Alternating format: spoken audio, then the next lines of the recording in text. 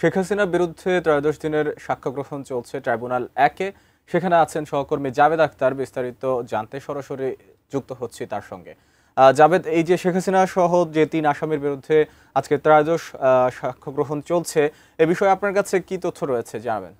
আগস্টের মানবতা বিরোধী অপরাধের মামলায় সাবেক প্রধানমন্ত্রী শেখ হাসিনা, সাবেক স্বরাষ্ট্রমন্ত্রী আসাদুজ্জামান খান কামাল এবং সাবেক আইজিপি চৌধুরী আবদুল্লাহ আল মামুনের বিরুদ্ধে আজকে সাক্ষ্য গ্রহণ চলছে ১৩ দিনের মতো।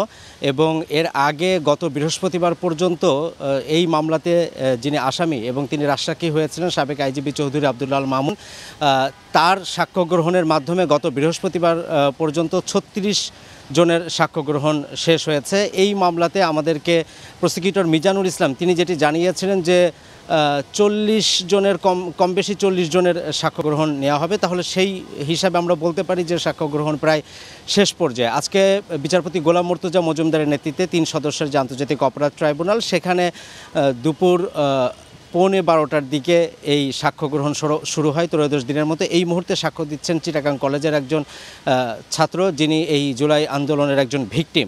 এবং এর আগে যারা সাক্ষ্য দিয়েছেন এই মামলাতে, সেখানে বেশিরভাগ ছিলেন জুলাই আন্দোলনে যারা নিহত হয়েছিলেন, তাদের পরিবারের সদস্য, জুলাই আন্দোলনে যারা আহত হয়েছিলেন তারা, বিভিন্ন হাসপাতালের চিকিৎসক, সাংবাদিক সহ যারা সাক্ষ্য দিয়েছেন, তারা কিন্তু বেশিরভাগই তাদের সাক্ষ্য দেওয়ার সময় এই যে সাবেক প্রধানমন্ত্রী শেখ হাসিনা সহ যারা আসামি, তাদের যথাযথ বিচার যেন হয় এবং তাদের যেন শাস্তি হয় সেই দাবিটি তারা জানিয়েছেন। এবং সেই হিসেবেই সাক্ষ্য গ্রহণগুলো চলছে।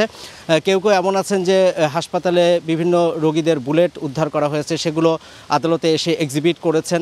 আর আন্তর্জাতিক অপরাধ ট্রাইব্যুনাল ২, যেখানে বিচারপতি নজরুল ইসলাম চৌধুরীর নেতৃত্বে ৩ সদস্যের আন্তর্জাতিক অপরাধ ট্রাইব্যুনাল ২, সেখানে বেলা 11:30টার দিকে রংপুরের বেগম রোকেয়া বিশ্ববিদ্যালয়ের ছাত্র প্রথম শহীদ হওয়া আবু সাইদ, তার যে হত্যা মামলা, সেই মামলায় যে মানবতা বিরোধী মামলা, সেখানে ৩য় দিনের সাক্ষ্য গ্রহণ চলছে। এই মুহূর্তে সাক্ষ্য দিচ্ছেন ডাক্তার রাজিবুল ইসলাম, যিনি ওই সময় আবু সাইদকে পুলিশ গুলি করার পরে যখন হাসপাতালে নিয়ে যাওয়া হয়েছিল এবং পোস্টমর্টেম রিপোর্ট যার মাধ্যমে 5 বার পরিবর্তন করা হয়েছিল, তিনি সেই বর্ণনাগুলো দিচ্ছেন যে কিভাবে তার উপরে বল প্রয়োগ করে এই পোস্টমর্টেম রিপোর্ট পরিবর্তনের চেষ্টা করা হয়েছে।